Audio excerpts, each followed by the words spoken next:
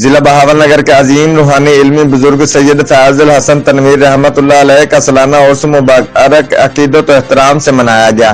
عرس میں اندرون اور بیرون ملک سے علماء کرام، مشائخ عظیم، قاری قرآن، حفاظ قرآن، وکلاء، صحافیوں، ادیبوں، سیاسی، سماجی، مختلف مکاتب فکر سے تعلق رکھنے والے شہری عمائدین نے بڑی تعداد میں شرکت کی۔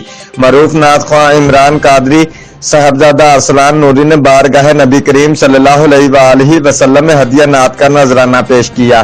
مولانا ضیاء المصطفیٰ نوری آف ساہیوال، مولانا برہان الدین حافظ آبادی، مولانا سید انوار الحسن تنویر، مولانا ابو بکر سلطانی، علامہ قاری غلام رسول، مولانا قاری محمد آصف قادری، علامہ غلام عباس سیالوی بطور خاص شرکت کی۔